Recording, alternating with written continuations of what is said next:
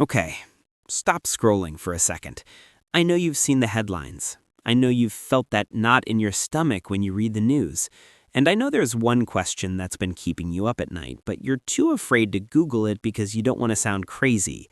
What happens to your money if, gestures vaguely at everything, this all goes sideways?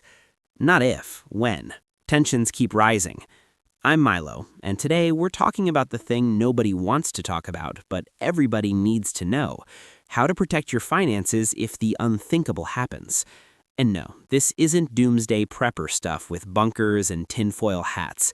This is practical, real-world financial survival that your grandpa probably knew, but we forgot because we've had it too good for too long. Stick around. This might be the most important 10 minutes you spend this year. Here's the thing. I've been through economic crashes. I've seen what happens when banks freeze, when currencies turn to toilet paper overnight, when the ATM screen just says no and you're standing there with an empty shopping cart and a crying kid. And let me tell you something that might shock you. In a real crisis, your digital money, yeah, those numbers on your banking app, might as well be video game points. This is a promise. It's not money. It's a promise from a bank that they'll give you money. But what happens when the banks don't open? What happens when the government freezes withdrawals to stop a run on the banks?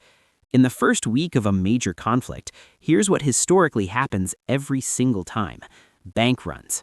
Everyone tries to get their money out at once. And guess what? Banks don't actually have your money. They have about 10% of it. The rest is loaned out. It's called fractional reserve banking. Fancy term, scary reality. So rule number one, and I need you to really hear this: your money isn't as safe as you think it is. This is cash, actual physical paper money, and in the first 48 hours of any crisis, this becomes more valuable than gold. Why? Because people trust it. They know it. The cashier at the grocery store understands this.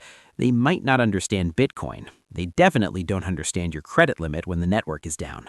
But here's what most people get wrong. You don't want big bills. Everyone hoards hundreds. Don't do that. You want 20s, 10s, 5s, and 1s. Lots of them. Why? Because if you're buying bread and the guy wants $20 and you only have a $100 bill, guess what? He's either not making change or you're overpaying by 500%. Small denominations are your friend. How much? Look, I'm not your financial advisor, but historically speaking, having enough physical cash to cover 30 days of absolute essentials, food, water, gas, medicine, kept in a fireproof safe, not in a bank, that's just smart insurance. It's not paranoia if history proves it happens. Now, let's talk about what happens after week one. Cash is great until inflation hits, or until people stop trusting the currency entirely. In every modern conflict, from Bosnia to Syria to Venezuela, one thing remained valuable: precious metals. But forget those giant gold bars you see in movies. You can't break off a piece of a kilo bar to buy antibiotics. You want fractional gold, tenth of an ounce, quarter-ounce coins. Silver is even better for day-to-day because it's worth less per unit. A silver dime in 1930 bought a loaf of bread. A silver dime today still buys a loaf of bread. That's the point. But here's the YouTuber secret they don't tell you in economics class.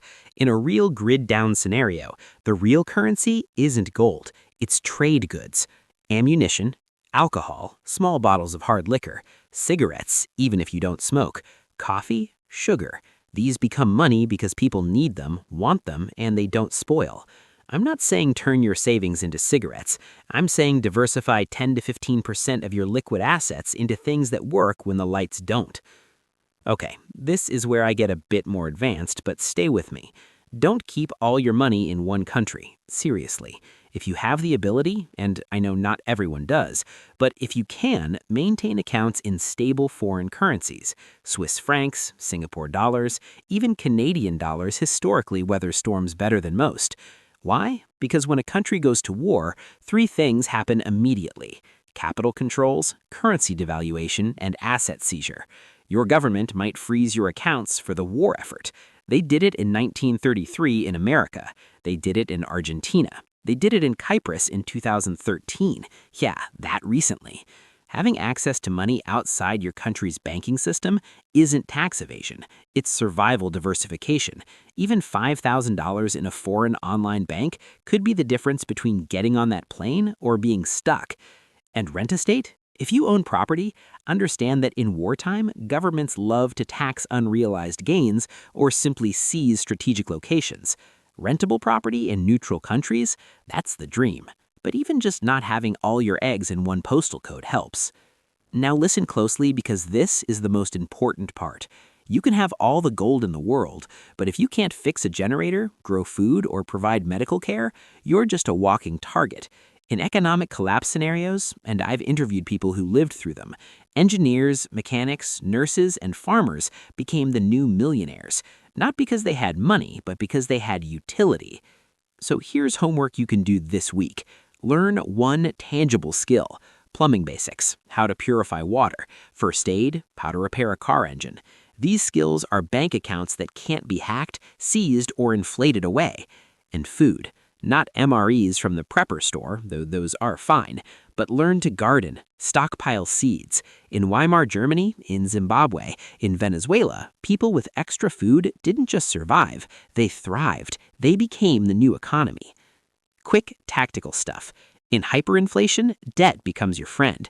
If you owe $200,000 on a house and the currency collapses, you might pay it off with a month's wages later. But, and this is crucial, only if it's fixed rate debt. Adjustable rate, you'll lose everything. Also, paper documents, birth certificates, property deeds, passports, marriage licenses.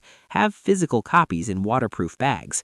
When the digital systems hiccup, proving you own your house becomes really hard without paper. And photographs of your valuables. Insurance companies love to lose claims during widespread disasters.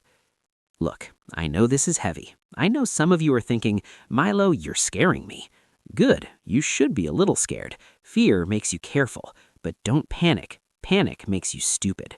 The people who survive financial chaos aren't the ones with the most money. They're the ones who moved first, who saw the signs and acted while everyone else was still binge-watching Netflix and assuming tomorrow would be like yesterday. You don't need a bunker. You don't need to move to the woods. You just need options. You need layers. Cash for the first week, metals for the first month, skills for the first year, community for the long haul. Because here's the truth. Money is a story we all agree on. When that story breaks, you need real things, real skills, real relationships. If this helped you, hit that like button. Not for me, for the algorithm, so someone else who needs to hear this sees it. Subscribe if you want more real talk about money, survival, and not getting screwed by the system. Drop a comment. What's your biggest financial fear right now? Let's talk about it. And remember, hope for the best, prepare for the worst, but never, ever assume someone else is going to save you. Your money, your life, your responsibility. Stay safe out there. I'll see you in the next one.